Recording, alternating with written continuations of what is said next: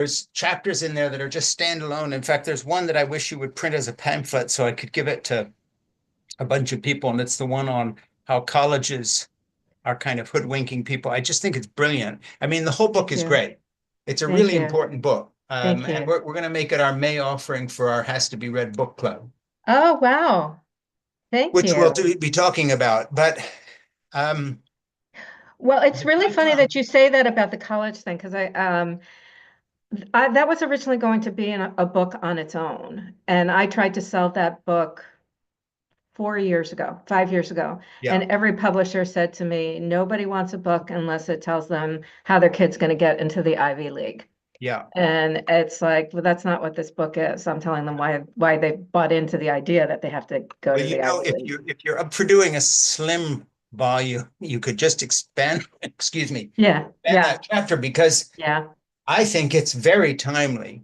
And with Mm, all these young men who don't want to go to college, I've got hmm my one of my sons is a high school teacher, teaches physics, and I have a bunch of people who do education stuff and kids and grandkids, colleges and all the rest of it. And I thought it was just terrific. Oh, thank you. Kind of Thank like a you. must-read section of the book. Like if you're applying to college, read this before you do anything. Yeah, yeah, thank you. Well, hey, I'm going to get into this properly now and introduce you. Okay. We've gone live here. So um, anyway, my name is Frank Schaeffer, and this is In Conversation with Frank Schaeffer, my podcast. And today my guest has written a book called Hoodwink: How Marketers Use the Same Tactics as Cults. And and I got your name wrong the first time, but it's Mara. Correct. Is that right? Okay, That is Mara correct. Einstein, PhD, forward by Douglas Rushkoff. Correct. And I just read this book and I was showing Mara before we just went live here. It's Crazy. there, very dog-eared because I really did do my homework. And I'm so excited because there's going to be so many quotes I want to dive into. So let me begin by looking at something here that I thought I would use as an opener. And I Hmm see you've got your book handy there. So do me a favor. Okay. Instead of me reading your words, I want you to open to the page one, not of the book, but the one that says, I was participating on a panel at the Institute for the Future, nestled in Yes. Palo Alto. I want you to Yes. read those three paragraphs. Read Sure. them out loud because that's a good Sure. introduction to this book. And so pertinent to where we are right now in terms Yeah, I mean, it's like of the ripped from of the the world, headlines. right? And this Um, was before Elon Musk became our president. Correct. Correct. I was participating on a panel at the Institute for the Future, nestled in Palo Alto at the home of Stanford University and in the heart of Silicon Valley. The rest of the lineup was a band of brothers, trailblazers in the creation of the internet, dressed in that I'm wearing jeans and a wrinkled shirt, but I have a shit ton of money kind of way. I was the only academic among the group of presenters. I explained that the online space had become deceptive because it was filled with advertising that didn't look like advertising. Branded journalism was spiking, like Shell Oil paying for a story about sustainability, or Discover Card touting the value of college education because marketers wanted to sell students on credit cards with very high interest rates.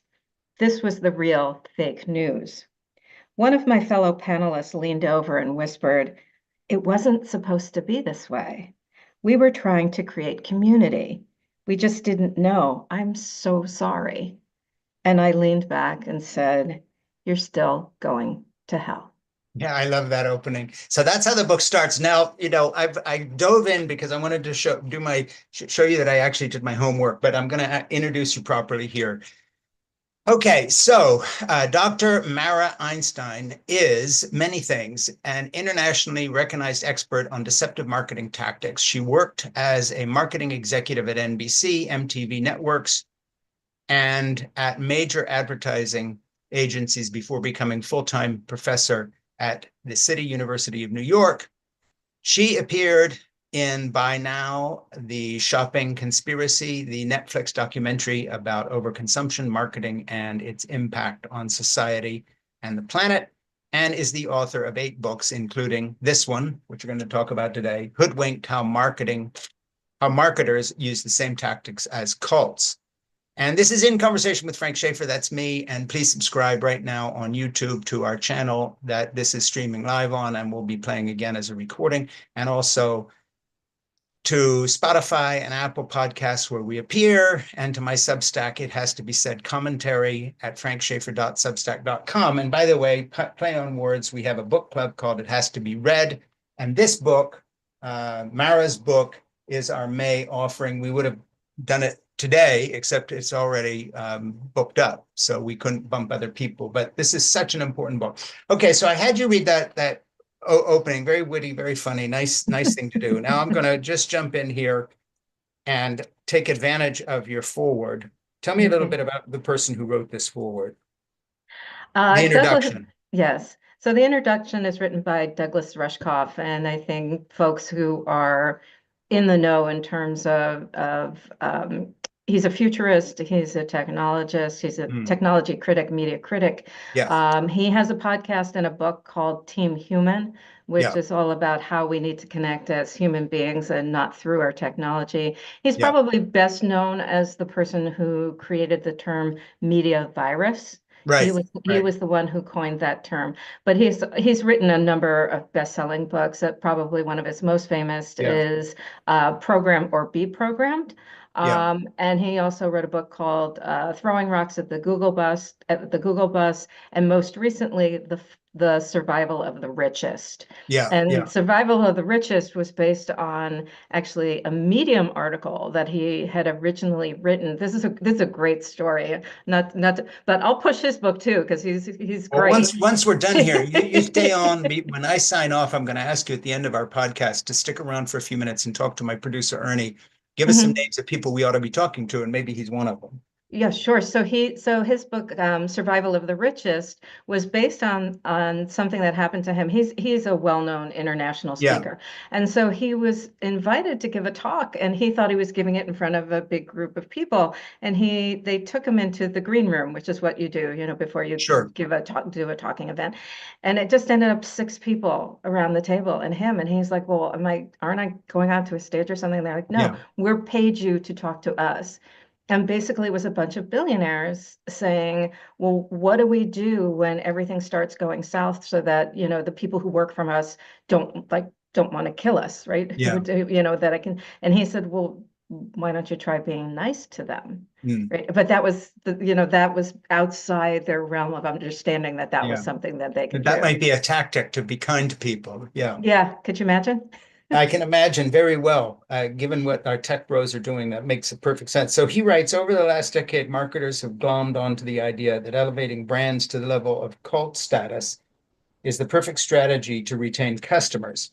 And then he goes on and he says, digital technology, with its ability to bring large groups of people together while pushing us into narrowly delineated silos, has forced a rewriting of the word cult. And then skipping, he goes on, the concern is not that you will be brainwashed into joining a religious group and isolated in some remote country. The issue is that you will be hoodwinked into buying things you don't need or can't afford, or that you will accept extreme ideologies that do not align with who you are.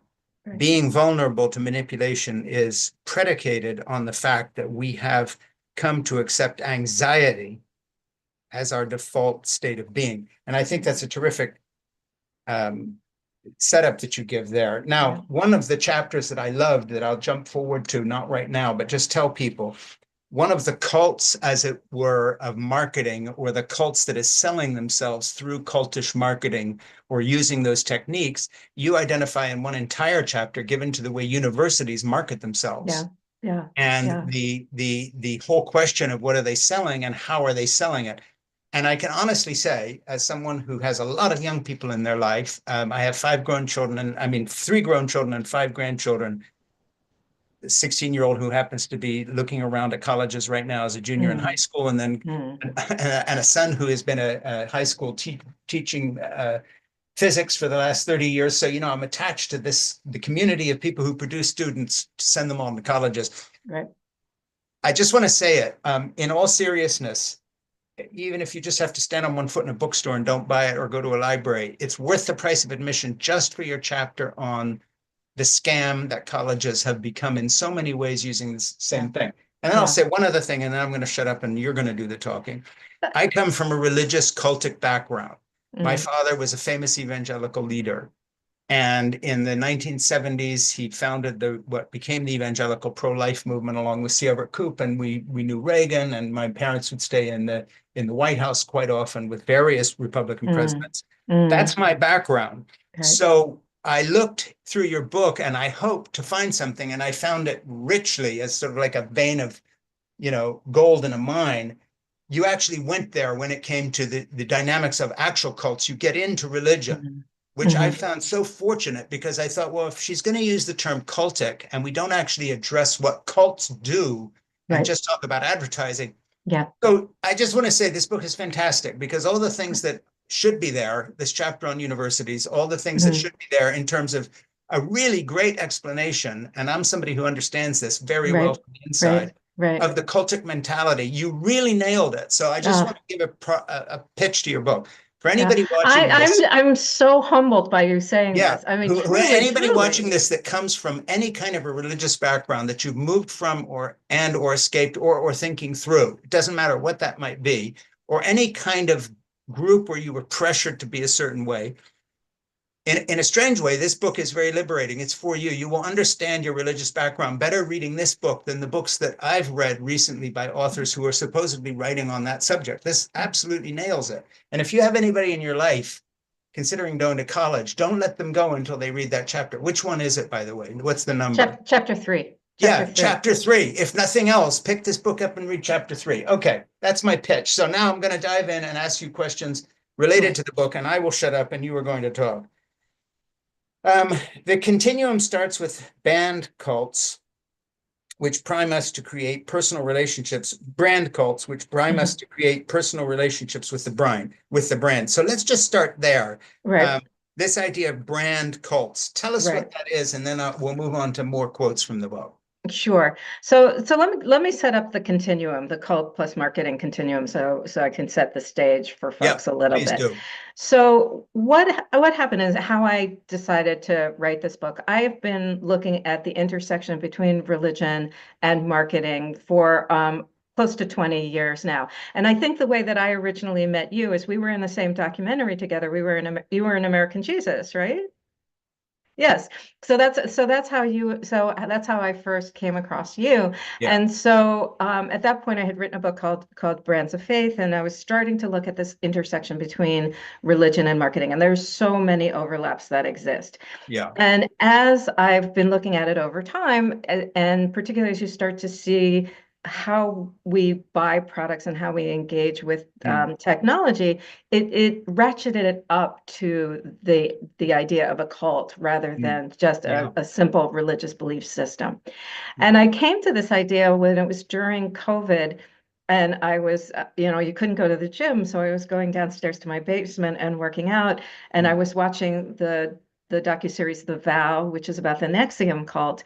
At the Sure. same time, I was watching Lula Rich, which was the docuseries about the multi-level marketing company LuLaRoe. And I looked at those two things side by side. I went, holy smokes, these are the same thing. Yeah, yeah, It's absolutely the same thing. yeah, And so then when I began to research multi-level marketing more, I began to discover, well, I was not the first one to discover that. So I said, okay, let me see if I can pull this back a little bit and yeah, think about this in terms of what I know in terms of the overlap of religion and marketing more broadly. yeah, And I had been looking at brand communities and brand cults for a very long time as well. And yeah. that's when I created this continuum, which starts with brand cults, goes to influencers that I Mm. call cult light, because not Yeah, every influencer is deceptive and terrible and all of that. yeah, But you do get influencers who become conspiracy theorists, and then ultimately you get to multi-level marketing at the end. yeah. And And you have a whole section on conspiracy theories. So mhm, I want to say again, and I just don't want to sound like a broken record here, but honestly, this book is important in so many ways. And one of them is that it explains the relationship of our level of anxiety. And I want you to start there in a sort of a big mhm, yes, explanation. yeah, that these marketing cults business is keeping us anxious enough so they Yep. can keep selling us Right. shit to make us Right. less anxious. And I Right. think that's sort of a foundational point of the book, because of Yep. course it also applies to the Christian cult that I was raised in. Mm. You're anxious about your eternal salvation, but also the meaning Right. of life and Right. how are you going to do? Right. And you're scared to go out, and how, what Mm. that thread, you've just explained my childhood, the anxiety Mm. of seeing other people saved, otherwise they're going to Mm. hell. So you have to Right. behave in a certain way Right. because I was raised as an influencer long before Mm. the internet, but I had to Mm. influence the people around me to seek Christ. And the way you do that Right. is you make them anxious about their salvation and you try to show Right. yourself as this kind Right. of being. All Yeah. right, so I really get that part, and Yeah. I can read you bits of your book, but I'd rather have you talk about this Right. level, this hyper anxiety that we're kept at. Right. So the part of the continuum, just to finish that off, and Yeah, that'll get right into the anxiety issue, is as you go from one part of the continuum to the other, it has increased extremism yeah, in terms of belief and increased anxiety for those yeah, who are participating in this. yeah, And so one of the things that I argue in the book, which you pull out, so you've gotten it all, Frey. I'm like, it's so wonderful to read somebody who's really gotten the book at such a deep level. I really appreciate that. yeah, And what economists would say to us is that we're living in an attention economy. yeah, But I've never thought that never felt right to me, because yeah, that's just getting us to look. And yeah, if it was just getting us to look, then that's not getting us to buy. What it really is that we're living in an anxiety economy, yeah, and that the money is made through this consumer capitalist culture through ginning up our emotions to such a level that we stay connected to the technology. And this happens both because of how the technology is put together, right? Because if you look at something like, say you're going onto social media mm, and you've posted something, and maybe people like it and maybe they don't.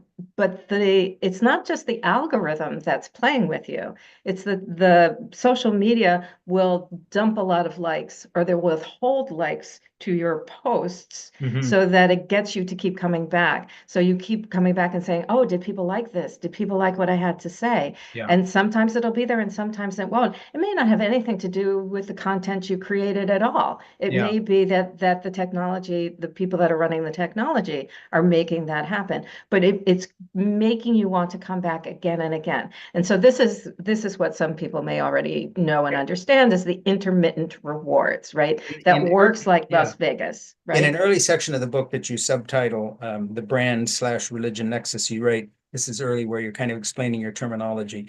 To understand why marketing and cult-like views are colliding, you have to realize that religion and marketing do similar sociological and personal work for us. You're probably saying, oh, come on, but Hmm. stay with me. Religious or spiritual practice, first and foremost, helps us make sense of the world through rituals and texts. We attend weekly services so that we can separate ourselves from our mundane routines and reset our internal lives. We mediate or pray. We meditate or pray to connect to a higher power. We read scripture or other religious texts filled with parables and myths that help us bring meaning to our daily experiences and put our lives into broader context. Marketing makes meaning too. We saw a little bit of how that works already with brands like Lush and Barbie, but we dig into it more here. And then you Hmm. really do dig into it. And Hmm. all the way up and through the place that looking to colleges to give us Right, meaning, right, and right, looking to Ivy League schools to give us happy lives, and to right. looking, and you have this wonderful thing on mid-level colleges and the fact that, they're now selling themselves as high end because Hmm. actually they're not as, college places are not as scarce as, they're keeping an artificial scarcity to, Right, to find that full paying right. guest as it would be. So the arc that you paint through this runs from religion through marketing through influencers. So take us to the next step. Let's just talk about influencers for a while here. You talk Hmm. about some of the real charlatans, and then you just talk about the business of influencing.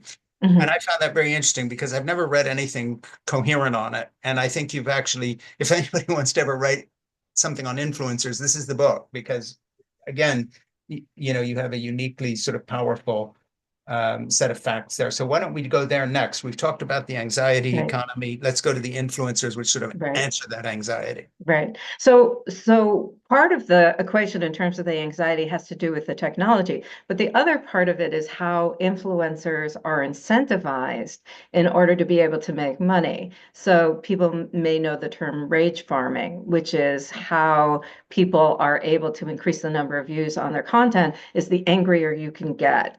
And we know that people are more likely to share content if it evokes some kind of strong Yeah, emotion, either awe or anger, but anger more than almost anything else. yeah, You see something that pisses you off, right? And the next thing you do is you send it to your friend.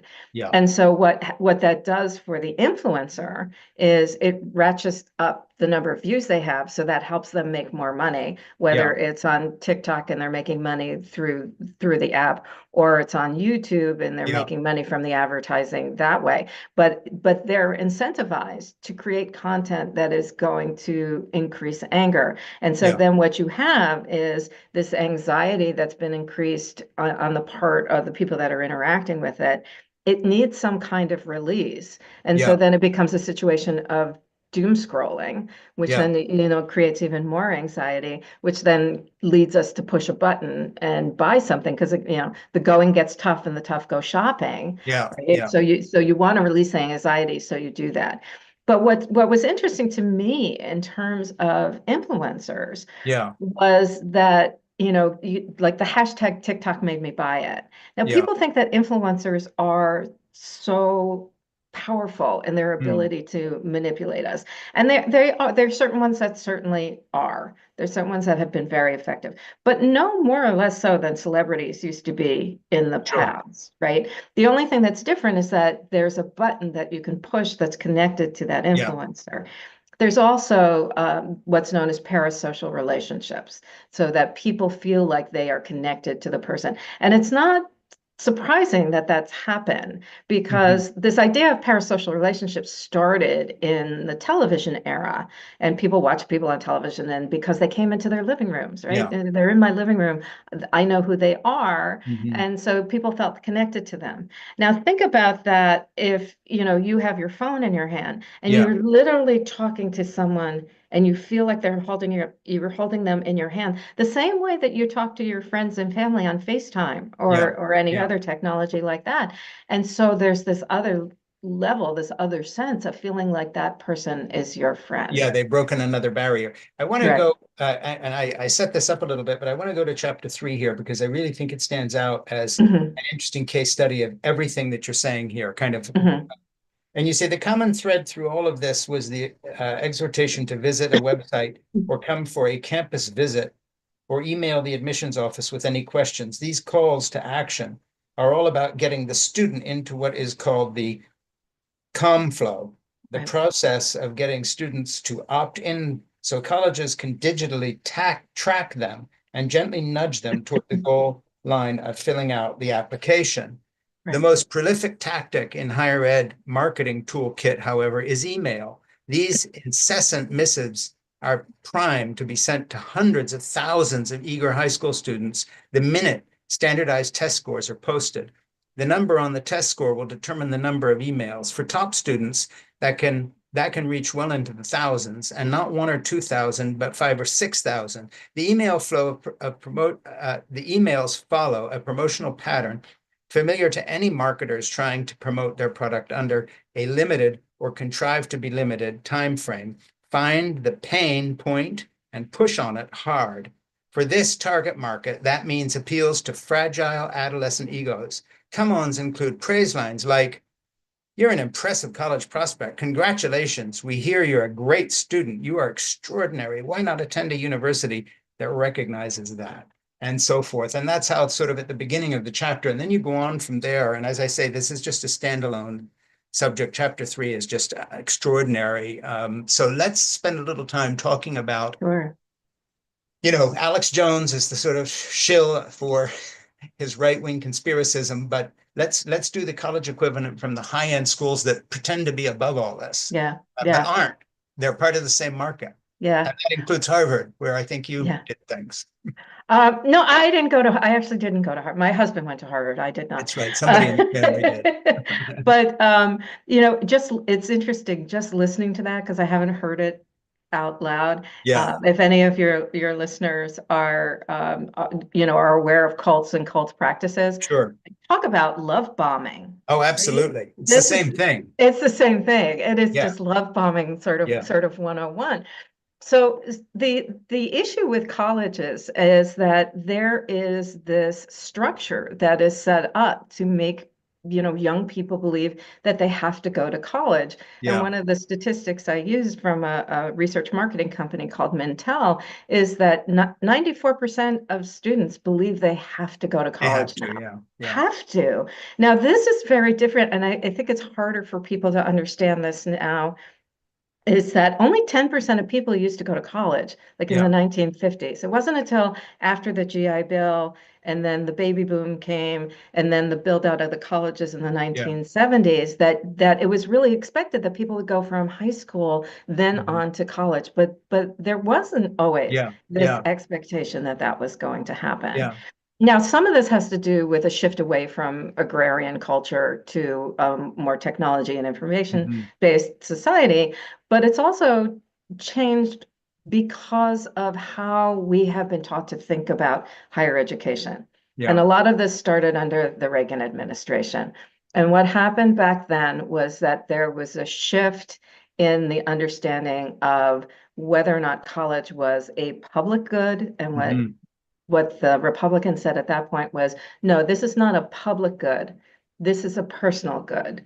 And Mm. because it's a personal good, then the money gets put onto the back of the individual. You have Yeah. to pay for it. We're not Yeah. paying for this, Yeah. which is very different from other countries around the world. Most European countries, they have Sure. free college, right? Yeah. Yeah. Not us, so we have to pay for this. And at the same time, what's happening is that the middle class income has stayed flat. So Yeah. while middle class incomes have stayed flat, the expense of college has gotten more and more and It's more more. So the expensive. percentage of your overall income is Yeah. just become astronomical. Well, and you talk about the fact that colleges say, hey, we don't care whether you have money or not, apply anyway. But actually, they sort out very quickly Right. who's going to be a full paying student. Absolutely. And they have a lot of different ways to do this. Yeah. One of the ways they do it is they can tell if you've taken standardized tests multiple times. Yeah. Usually, if somebody's taken it multiple times, it's because their family has enough money to pay for tutors to get the grades Sure. up. So that's one of the ways they do it. Yeah. Another way that they do it, and one of the things that they've been pushing a lot in the last 5 years is to have more and more students do early decision. Yeah. An early decision is when a student says to the college, I will, if you accept me, I will Hmm. go to your school. So Yeah. that's it. You've just You're done. you're done, Yeah. which is great on the one hand, and as a marketing thing, that Hmm. seems like a great idea, right? The student can submit an application earlier in their senior year. Hmm. They can know before everybody else that they've been accepted to a college and they're Yeah. done. Sounds good. Sounds good, Yeah. right? Problem is usually the financial aid packages on early decision are not as good as Right. if you wait until Well, later. because they've got you. Yeah, In case anybody who's listening to Mara and me talk about this, I just want to put one thing here that she says that you need to know in terms of her qualification. This is Mara writing. A multi-talented college promotional industry has grown over the last decade. I know how massive this has become because I spent 5 years attending numerous conferences specifically dedicated to marketing higher education. So just take a minute and talk about that. it's wild because everybody's there. LinkedIn is there, Google is there, some people you may not necessarily expect. And then companies that are specifically there for marketing purposes, Yeah, that are targeted to colleges. What was interesting to see was the vast difference in terms of technological capabilities among colleges. yeah, Some were very savvy. sophisticated. Yeah, And for instance, BU was my alma mater, yeah, undergraduate. They're incredibly savvy, but sure. they have a huge marketing department, like 35 people in their marketing department. Yeah, And so what they did is they learned how to look at what was successful in non-college settings Mm, online and then change their content in yeah, order to be able to mirror that. So for instance, what they used to do is if they were showing something that a biologist or something was working on, and they would show the lab and they would show the bubbling, liquids and the test tubes and all that kind of stuff. No, that's not what people want to see. Instead, what they did is show like a frog out in the country with music underneath it, and then sure. the copy over it so that you don't have to turn the sound on when Yeah, you're watching it when you're walking around or you're on the subway yeah. or whatever it is. And so they learned how to do that, and they were able to increase their interaction with students many, many times over.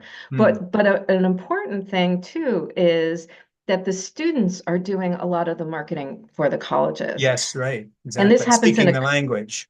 speaking the language.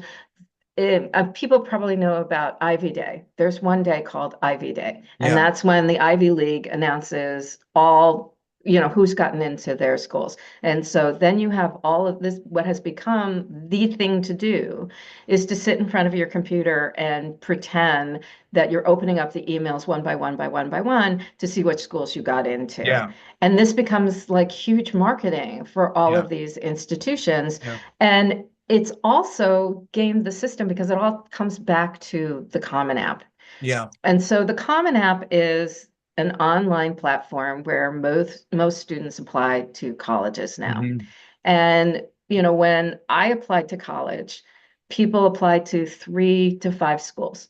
Usually they were schools nearby. There might be one or two that were a little bit farther away, Yeah, but not a lot. And we did it on a typewriter and we had the whiteout handy. yeah, sure. And because it was a pain in the neck, right? You were not going to fill out all of these forms. Yeah. On the Common App, you can submit 20 Hmm. applications. Now, granted, if you're doing it for these Ivy League schools or University of Chicago or whatever, yes, you have to answer additional essays. But Mm. it's a click of the button that gets most of this done. And Gets it done. so students are applying to 15 to 18 Yeah, colleges instead of 3 to 5. yeah. So what happens is students are led to believe that even if they don't have the SAT scores or the ACT scores, Mm. that if they write a really good essay, that somehow they'll get into a college that they wouldn't have otherwise gotten Yeah, into. yeah, Well, that's just bunk yeah, because what's happening is because the colleges are getting so many more applications, like to the tune of 60,000 or more, they're yeah. not increasing the number of people that are working in their admissions office. Do you really think they're reading all 60,000 Right, essays? right, No, they're right. not. So if you don't have the basic numbers of Yeah, what they're looking for in terms of the ACT and the SAT or whatever it is that they're doing, they're not going to be reading your essay. The yeah, other thing is too is everybody said, oh, after COVID, the SAT and the ACT were going to disappear. No, yeah, and I knew that wasn't going to happen yeah. because as long as there was one school that was asking a student to do it that they wanted to go to, they were going to take the boards, right? And Sure. the other schools would say, you don't need to send it to us, but Yeah, if you do, it'll be an extra little check yeah, to put onto your application. yeah, And so what happens is that if you've taken one test, you're going to send it everywhere. yeah. But going to where we started at the beginning, it's about getting the kids onto the campus. And Well, and this, hooking and again developing a kind of an influencer hey, we have yes, a personal relationship with you. We're sending you cute texts and emails. yeah. You say these changes in financing have turned higher ed on its head. With government support, schools operated like film studios or publishing companies producing the Mhm. blockbuster in order to support the small, important film or literary work. Media Studios 101, with an enrollment of 200 or 300 students, supports the handful of students who study ancient Greek, for example. Not anymore. Being marketing focused means giving consumers what they want. And today's students want high-end jobs that will help them pay off out of control student loans. Right. It's the circular thing. Yeah. That's why you'll see lots of ads for cybersecurity majors and engineering programs and Insta posts about how fabulous the career and internship office is. This is not the student's fault. It is the consequence of government reframing education as unimportant to a functioning democracy, which was the point you sort of started with. And Right. then just Right. one other point you make here, you say, so why believe it? Because we've been fed a growing list of assumptions about a college education, assumptions that are to the benefit of the government, the banks, and a whole slew of high-tech ed tech companies like Google and Facebook, Amazon and LinkedIn, but not to the benefit of our kids. Here are just a few misdirections. Everyone goes to college. Everyone gets into college. Everyone that gets into college finishes in 4 years. And everyone in college is starting right out of high school. No, no, and no. All myths, all misdirections. So you Hmm. kind of, get into that. So just talk a little more about that aspect. Yeah. One of the things I want to let people think about in terms of that 4-year college thing, colleges don't think in terms of students graduating in 4 years. Colleges think in terms of students graduating in 6 years. So if students graduate in 6 years, then they think that they're successful. There's a piece of information that all of the colleges fill out that tells you all the background sort of information about how many students are applying, how many they're accepting, how many they put on the waiting list. Do students get off the waiting list? All of this kind of information, and whether how many people that graduate in 4 years, how many that graduate in 6 years.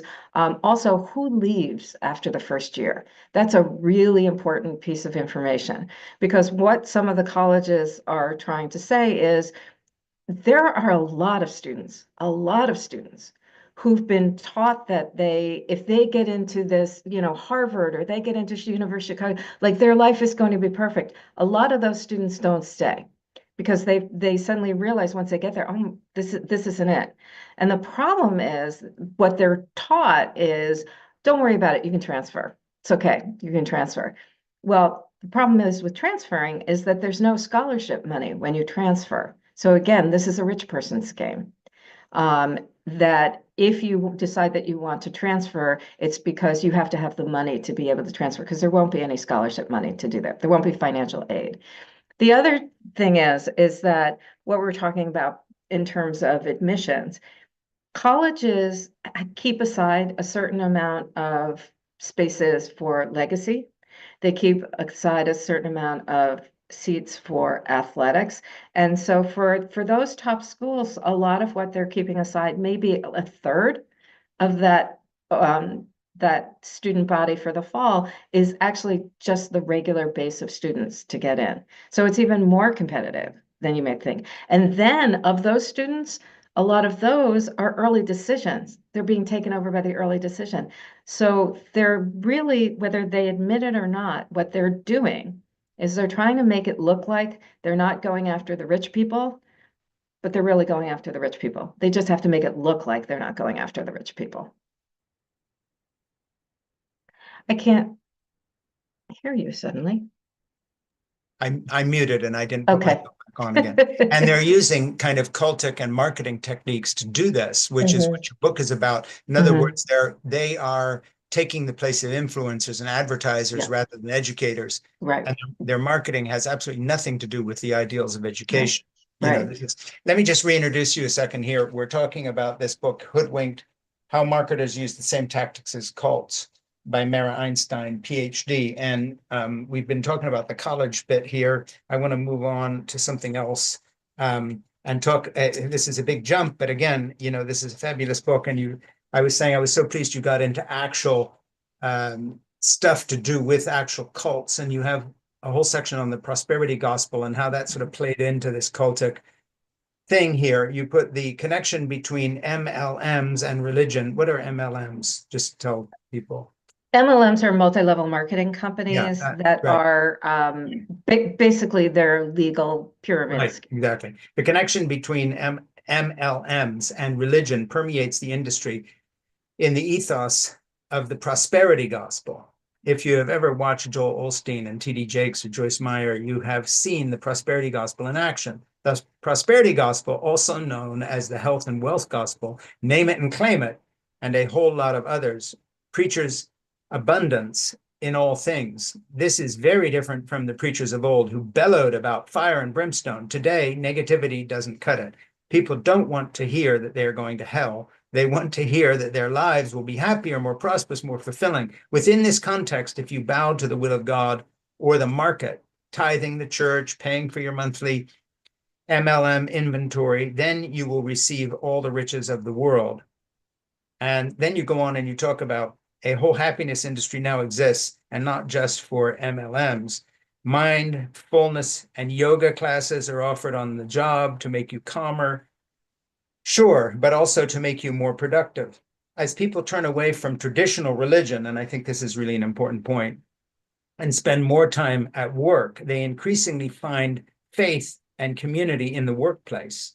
So that brings up a question that I wanted to ask you about, because it seemed to me that one of the implications of what you're saying about the prosperity gospel and turning to that same sort of, you might say, faux spirituality within a work context also is tapping into another American religion, which is careerism.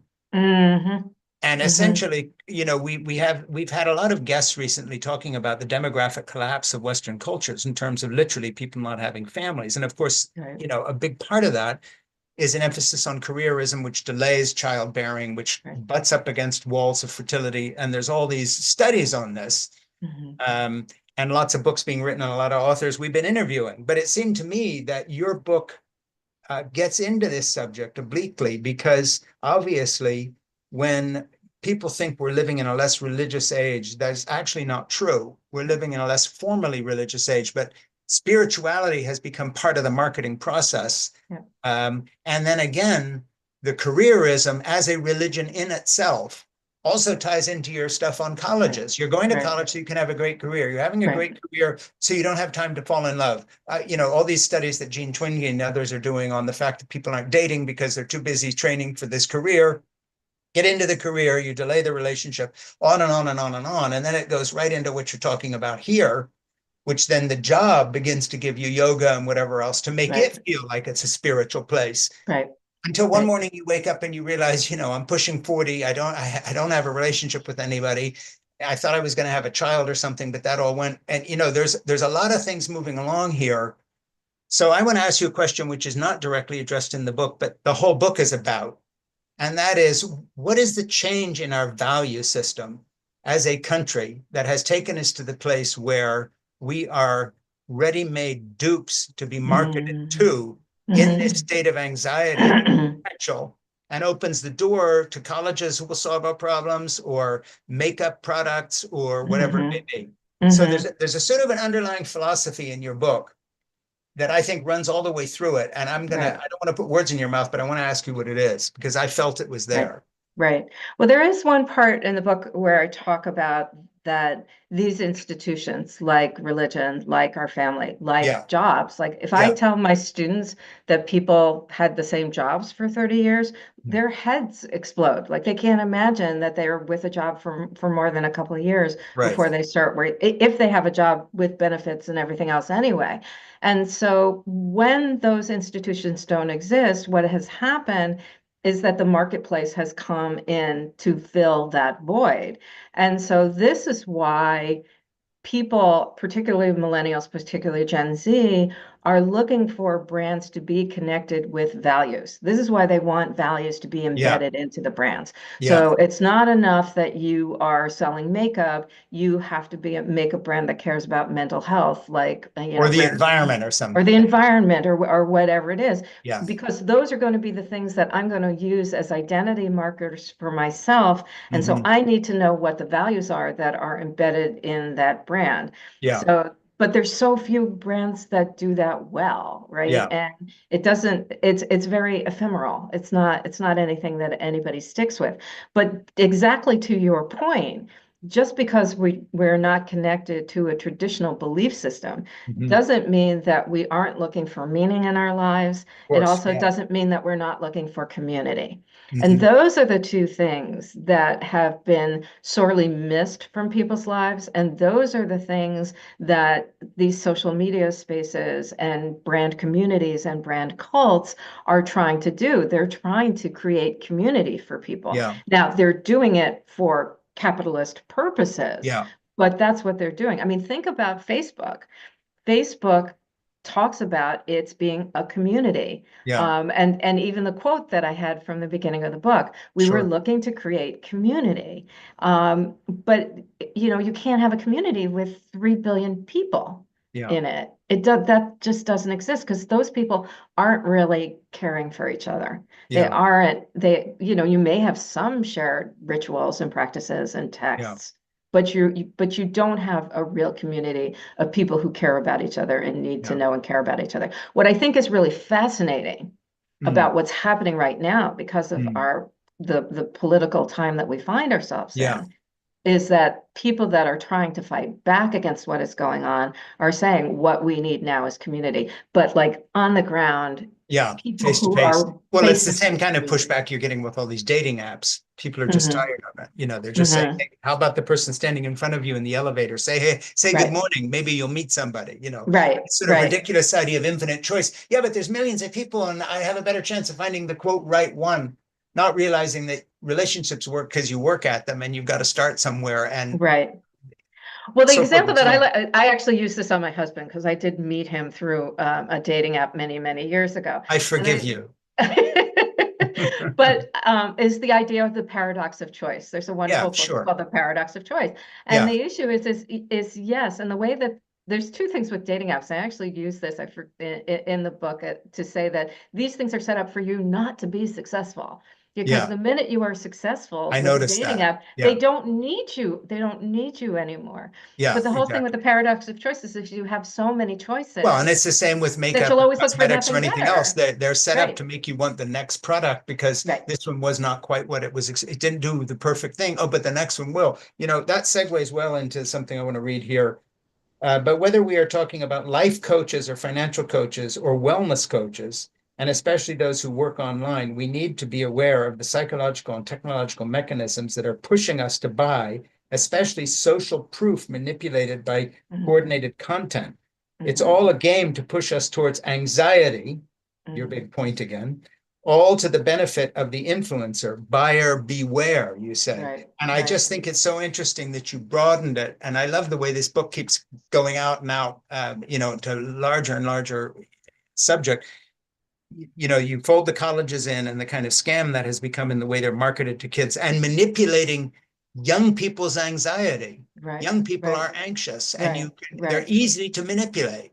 right. Um, Well, very because dirty. right. Yeah, it's a When very you, dirty game. It's like mhm, manipulating people's anxiety about their weight, manipulating people's right, anxiety about aging. It's always the right, same. It's the same method applied to different groups at different times of their life.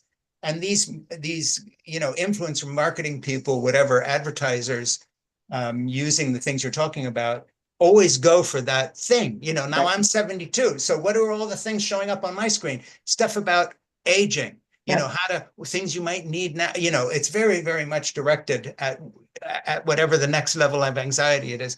So Yeah. talk a little bit about the influencers, but in this sense of life coaching, because you keep running Hmm. into these people. Oh, what are you doing? I'm a life coach. Well, what's a life coach, and how does this work? Yeah, Some of the ones, and I'm sure you'll find this funny too.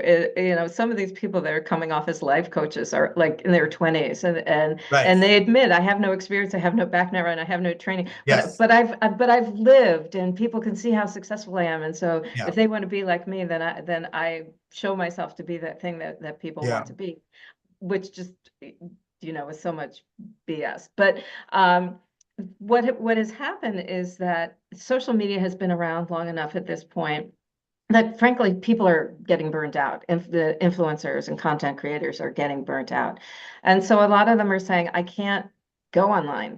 365 days a year. I've got to find something else. So a lot of them Yeah. have switched into being Well, coaches. and they know they're being had. You have Yeah. a line that describes it very well here. You say the mission of social media platforms is to maximize user engagement no matter what the cost. Right, right.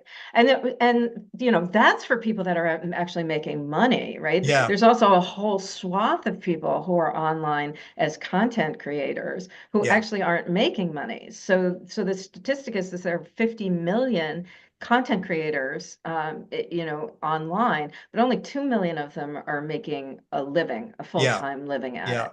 So people try to find to do something else. So coaching has become that sort of next cheap way for people to be able to claim to be an expert in something. And maybe if they've been successful online, they can say that they can train people to do what they did.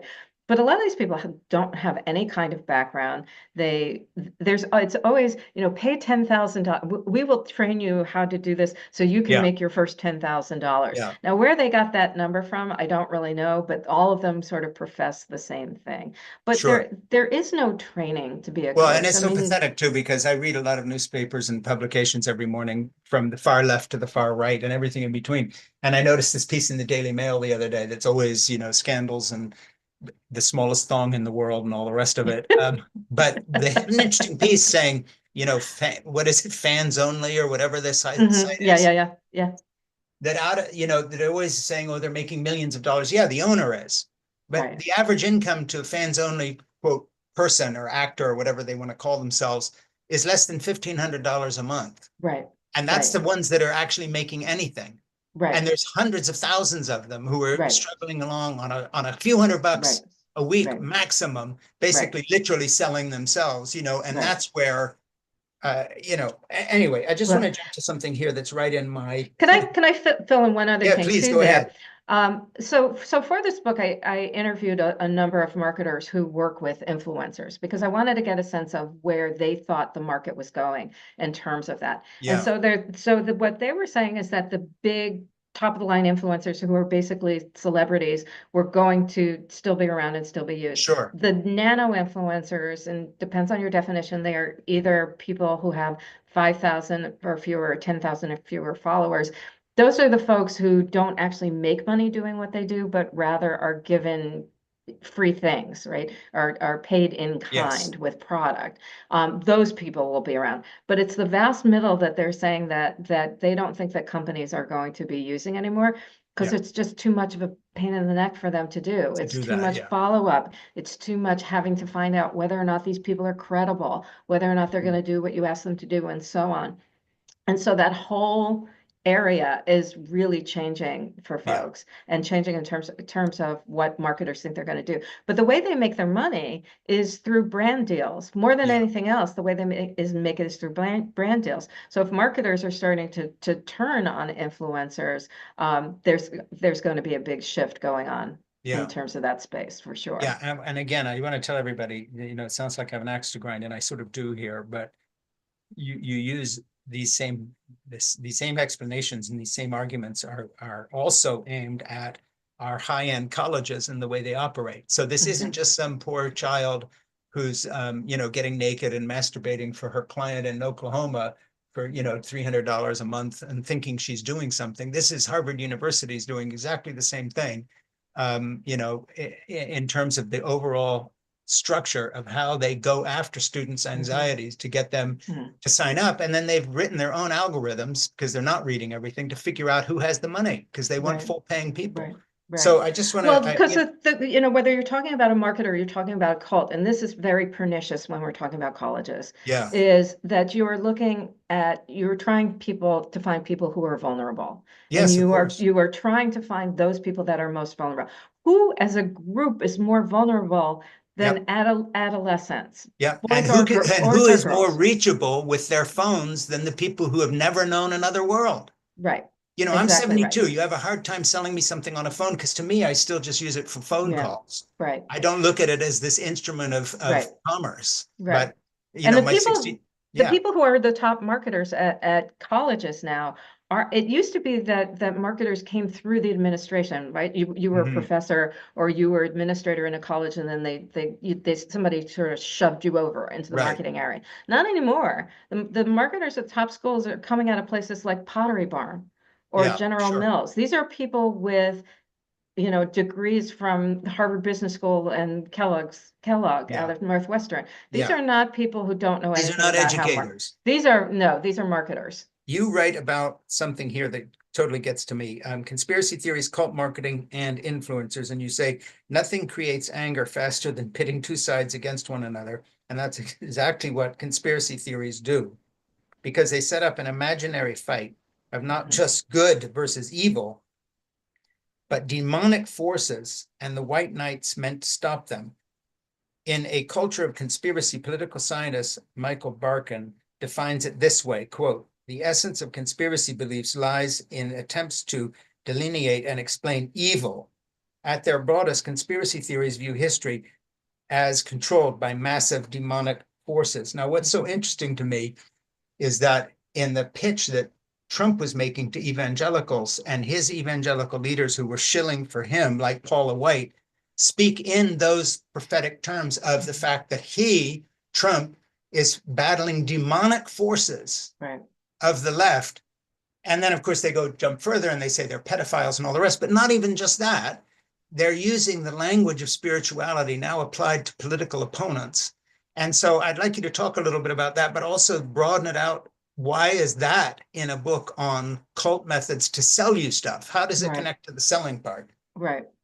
Well, one part of the cult marketing continuum is this influencers who become conspiracy theorists. Yeah, And so we saw a lot of that happening during COVID. I think this is probably the easiest way to explain this. And this yeah, gets into the conspirituality space, which is you had a number of people who were in the new age, particularly yoga instructors, who think in terms of, the body is the temple. We're supposed to keep it clean and only fill it with good and healthy things and all of that sort of thing. But a lot of them, when the vaccine came around, suddenly pivoted into this anti-vaccine space, mhm, saying that this is going to be something that is going to be harmful for you, and you should do your own research, right? Which yeah, comes out of that whole conservative space as well.